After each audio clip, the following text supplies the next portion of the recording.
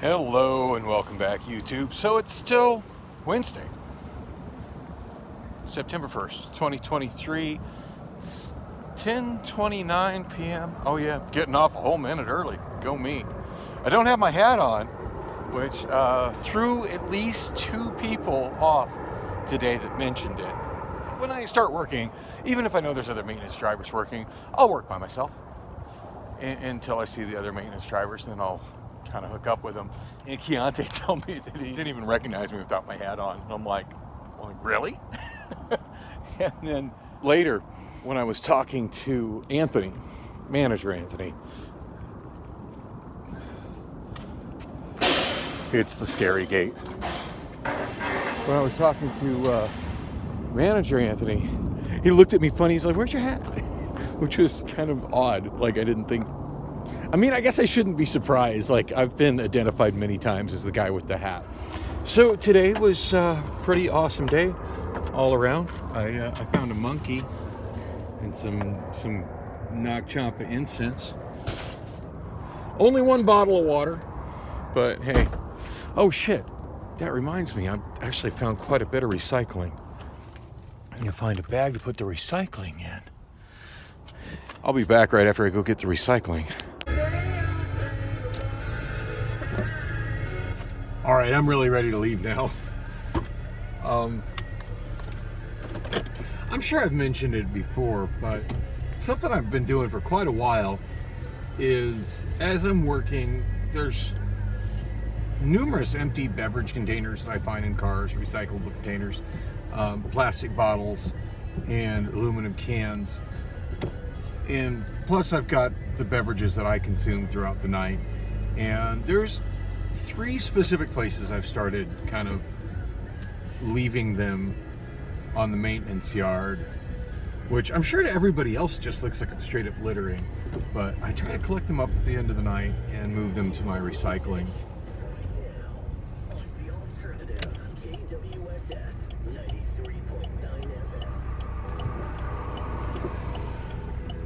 So I only ended up putting 2 vehicles, maintenance vehicles, onto electric chargers tonight.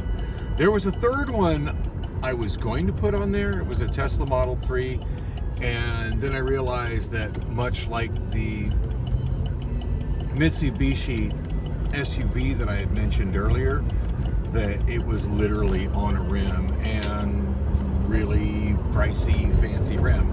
So I just rolled it gently forward and left it in the tire line.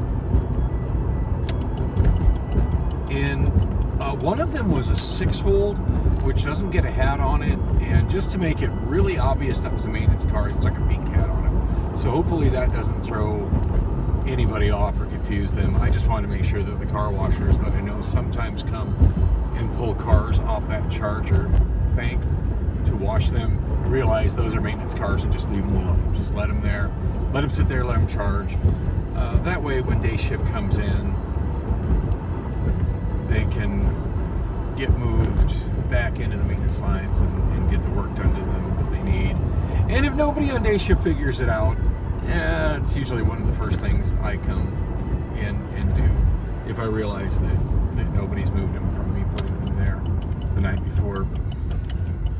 So speaking of the Mitsubishi that was on its rim, I ended up resolving that situation, and not by talking to a manager. Yeah, I felt like when Esther freaked out at me about that it was just completely stupid and unjustified. I mean, you know, we'll put that there for a reason. That's what she said. She said it real condescendingly too. She's like, well, that car was there for a reason. Okay. And if you don't write that reason on the window, nobody else knows what that reason is. And if that car is in a place where there's not supposed to be a car sitting, then it's gonna get moved. Anyway, as I explained, I left it at the very back of the tire line, which is actually the closest place to the garage. And when I was headed back to the gatekeeper line, and the tire line is directly adjacent to the gatekeeper line, by the way, I'm not sure if I've mentioned that. I saw somebody walking through, and I'm assuming he's the tire guy in the shop, I don't know him by name. I mean, I see him from time to time and say hi, but I haven't had very many conversations with the guy. But he's walking down the tire line and he's looking at cars and looking at tires, so I assume he's the guy that handles that. So I mentioned to him what had happened with that, and he was kind of curious about, you know, like literally on the rim. I said, yeah, I have no idea how the hell it got that way, but it's straight up on its rim. And his theory was that it probably got towed in like that, which makes sense. And maybe, you know, wherever the tow truck dropped it off, that's where they moved it to, you know, to the spot where I got it from. And, you know, that's all well and good. That's a sensible place. You know, that wasn't a terrible place to leave it. Just put a note on the damn window so I know. Anyway, I pointed it out to the guy that was working on the tires, and he was very gracious that I had let him know what was up with it. And he's like, yeah, I'm going to actually do that one first. That way we don't have to worry about it anymore. And I moved it directly in the shop from where I put it, which was the closest place in the tire line to the shop. So yeah, I feel like that ended actually quite well. Wow, my car smells really good. I can totally smell all the incense in here. Got 3 packages of incense out of the car. Quite a few car treasures tonight. I got 2 bags full of stuff. I didn't even look at the bags to see what's in them. They're nice bags, so maybe there's some good stuff in there, maybe some garbage. The one really, the one that got all the incense, well, I hope y'all were able to hear me. I had my window cracked. The one that I got the incense out of, that one looked like it was a vehicle that had been being used by a rideshare driver and got repoed. They didn't have a chance to pull this stuff out of it. The other one kind of had that, and it's not the first time I've seen a car like this, and I think I've mentioned it before. I kind of got the feeling like a family was functionally living in it, or at least spending a lot of time in it, and it had gotten repoed from it. Because there was even a set of keys in there. And I'm tempted to bring the keys into Lost and Found tomorrow. Because I could see these people maybe coming back for their keys. But yeah, usually when that sort of thing happens, like it's such a bad will situation between the car rental company and the person who had to have the car basically repoed from them.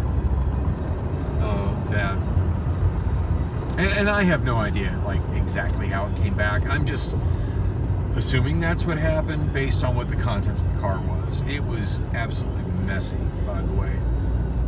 Although there were some unopened bags of candy in it, an open bag of Lay's potato chips, which I added to my lunch tonight. That was nice. But yeah, I was bumping it forward the maintenance line because it was designated as needing an oil change. I got a feeling that one, after you get the oil change done, it's going to go straight to detailing because it is way beyond normal level of dirty. Other things that I mentioned while I was shooting my little videos in the car, I'm really glad I was able to resolve the thing with that rim. As I felt kind of bad for moving it, but you know, when Esther came at me like that, it's like, well, it hurts him. Well, you made the decision to put it there. Okay, well, you know, Hertz has bestowed upon me the decision-making power regarding things on this yard, and I decided to move it. So if there was a decision made that it needed to stay there, then y'all need to let me know, or I don't know, put a note on the fucking window. That's what the paint pens are for. Which, by the way, I did, and so anyway, I already mentioned that got handled. There was another big ordeal tonight, and I should probably try to explain that because I'm almost home. But what I would call the AR problem. So I noticed yesterday a few cars that were marked AR, which is not a code that I'm used to on the windows. And when I first saw it, of course, last night I was rolling around with Steve, and I asked Steve about it, and he goes, "Oh, that's R. That's registration. Just put that on the wall." I'm like, okay. The wall that I sometimes call the O wall, or the registration wall, which is where vehicles go when there's a registration issue. Well, I'd probably put 3 or 4 with that designation last night, which seemed odd. Like, I don't ever recall seeing that. I have seen things where it says REG and then something else where you could kind of conclude that REG was short for registration as opposed to required. Both of those words get abbreviated as REG at times.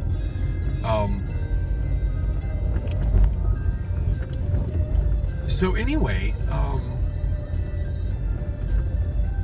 brought a vehicle up to the, I think it's one I mentioned as I was vlogging. Might have been the last one that I vlogged in before I kind of stopped doing that. And put it in the gatekeeper line. And then I walked over to Dollar because I hadn't gone to the Dollar area in a while, and I had pretty much everything taken care of on the Hertz side, the Hertz maintenance side. Hertz returns, maintenance line, and whatever. Like, there was nothing left for me to move there. And so I'm heading over to the Dollar side, and I get a car from Dollar. Maintenance car, nothing unusual, probably an F-stop, preventative maintenance. That's the code for PMs. And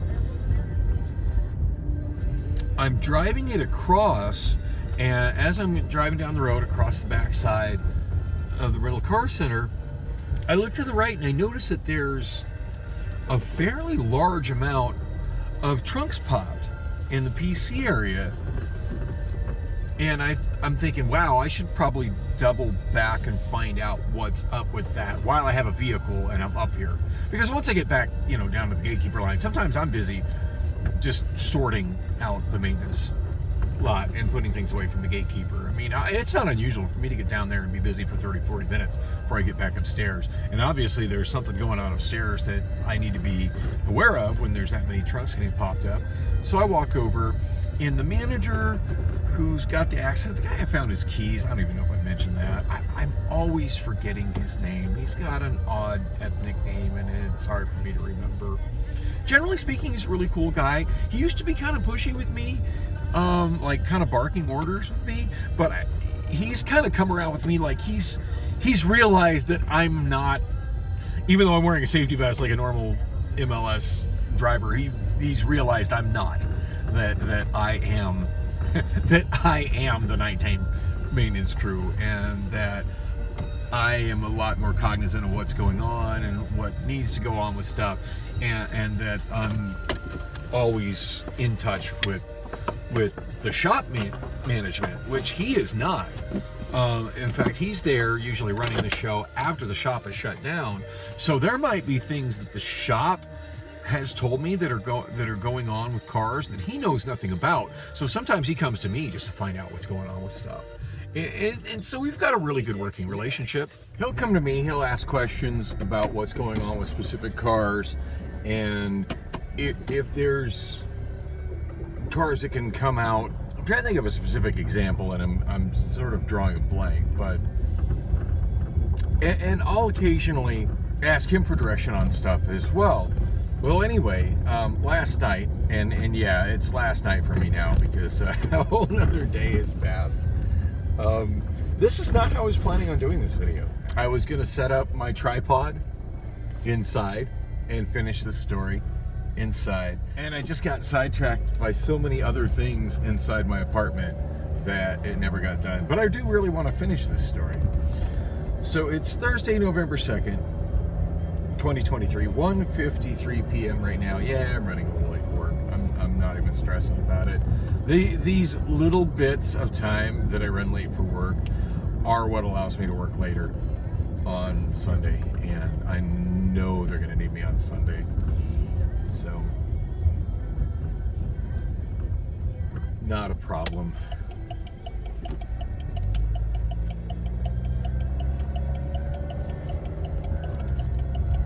By the way, as far as getting stuff ready for the first of the month and paying bills, I've just kind of put off everything towards tomorrow. Working on my vlog all night long, and this morning since I woke up. And I'll handle all that tomorrow on my day off. And maybe even finish signing up for Draver, the driving app. although the problem I had signing up for Draver before was that in the middle of the sign-up procedure, it just locked up on Obamaphone 3. And sometimes that happens on Obamaphone 3. Obamaphone 3 is pretty low resource. And it's now a couple of years old. So initially when I got it, it used to do pretty good, although it would struggle from time to time. Now, yeah, it's having more problems than it was having in the past. And this doesn't surprise me. But decided to download it on my iPhone, which the only iPhone I have functioning these days is the 6S Plus. In case you missed that memo, the 7's been dead for a couple of months. The 7 Plus.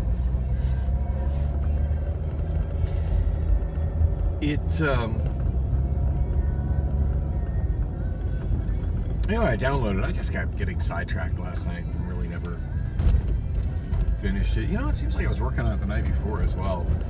Anyway, when I went to the Apple App Store,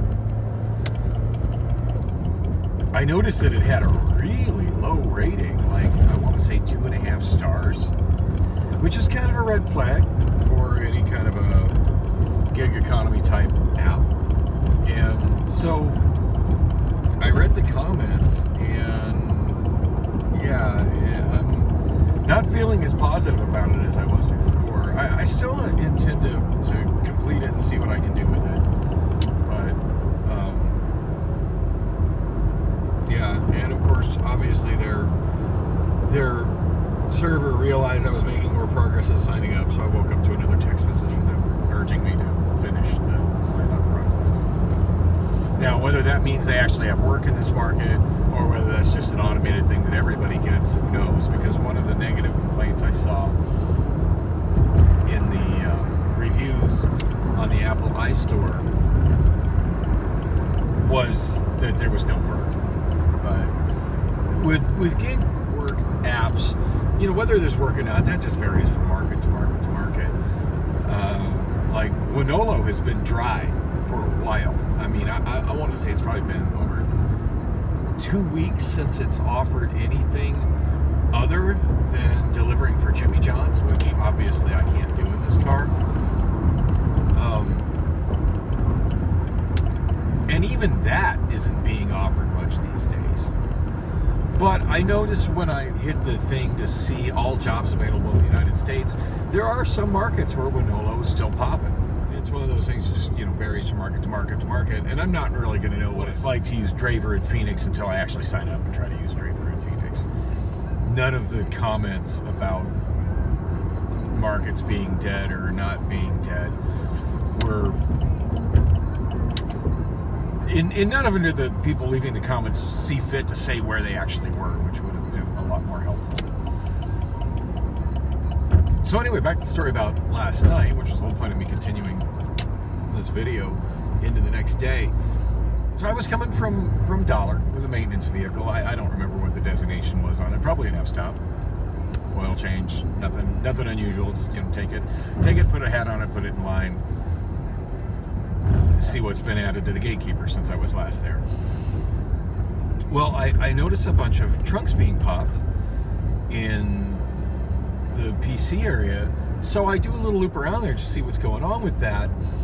And the manager who I was explaining I developed a really good working relationship with, which, man, his name was at the top of my tongue yesterday, and today can't remember it at all. I just know it's kind of an unusual ethnic kind of name, and he's got a bit of an accent, which just is what it is. Throwing that out there. And I do find names like that harder to remember. So, I mean, to be fair, I struggle with all names, but make it something unusual, and unless it's for some reason catchy or I can relate it to something, yeah, even more difficult. I'm wanting to say his name is Amir, but I know it's not. Anyway, I see him over there, and I'm looking, and before I started talking to him, I'm looking at some of the windows to see if they're marked, or if he's just going through popping trunks. Because I've seen him do it before, where he'll go into an area and he'll start popping a bunch of trunks, but he doesn't write on the windows what the deal is with the cars, and then he doesn't tell everyone what the deal is with the cars.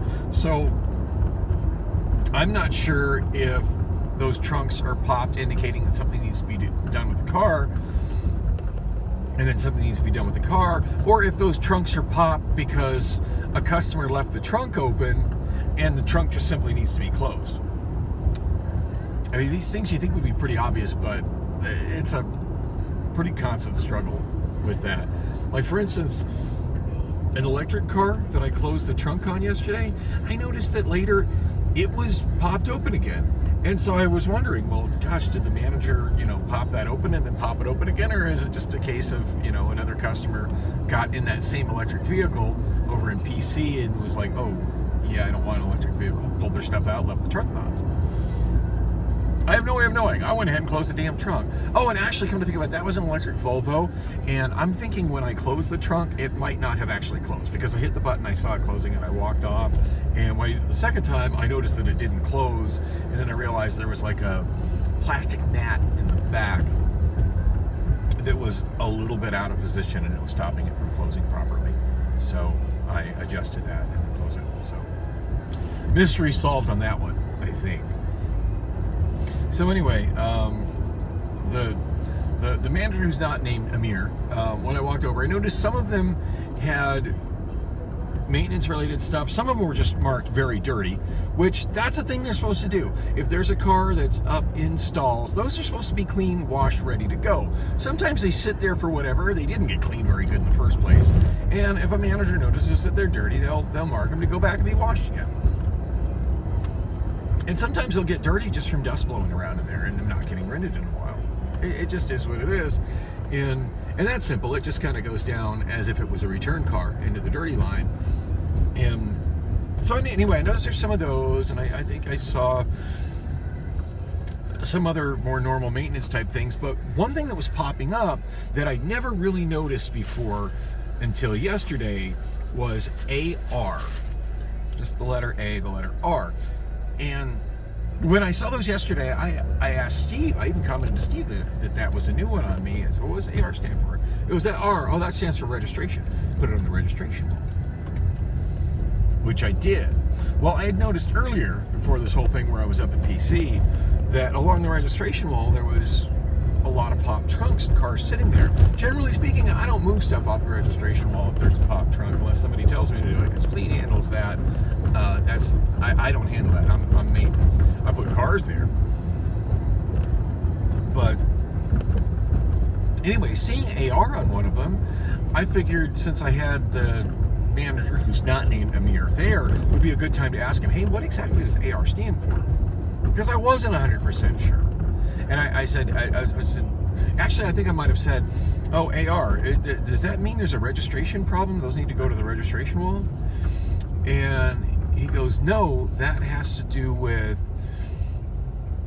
the vehicle still, there's a glitch in the system, and the vehicle still showed as being under contract to another customer. And I'm like, oh.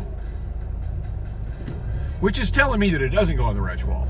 So I said, okay, well, then what do I need to do with those? And he tells me, well, just take them down to the gatekeeper. Yeah, I am the gatekeeper.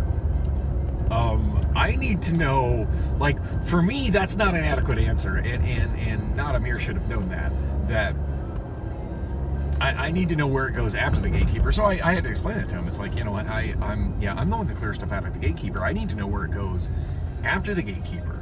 I mean, if they're, and he even said that he was going to have the up-down drivers bring a bunch of them to the gatekeeper. Okay, cool. I need to know where they go when they leave the gatekeeper. And it became really obvious that he didn't know. And he was kind of a little awkward with trying to admit to that, because of course, you know, he's the boss. But I mean, I kind of pressed him for it, and you know, I'm not trying to call him out on not knowing something. I'm the guy who's doing the work. I need to know. If you don't need to know, if you don't know, I need to know that so I can find out. Well, he was kind of vague on it, and rather than letting that turn into a disaster in my gatekeeper line, or anywhere else. And I was still kind of concerned with the ones that I brought down the AR before that had been on the reg wall that apparently had their trunks popped. I wanted to know what was going on with this. So I went in and talked to Scott. And I actually said to Nadamir that I'll ask Barry about it. Didn't realize it was Barry's day off. Scott was running the show, which is fine. I get along great with Scott. You're gonna find out I've worked there longer than him. Go figure. Which might be why he kind of looks up to me as much as he does, just because he knows that I have been there longer and that I'm a little more familiar with specific maintenance things to that shop as opposed to Hertz as a company, because he transferred over here from Albuquerque, and some things are different here than they are in Albuquerque as far as how we do stuff. So anyway, I go in and I'm asking him, I forget the first thing I asked him about. I think it was about the pop trunks over in the registration wall, and was he handling that or was somebody else? He's like, oh, that's Fleet. He finally told me where that person is, and come to find out that's the office where I went in and asked the guy if he could help the guy who just got released from the hospital get his stuff from Lost and Found, which of course he couldn't. So that's good to know. I ended up not going into that office because I didn't need to.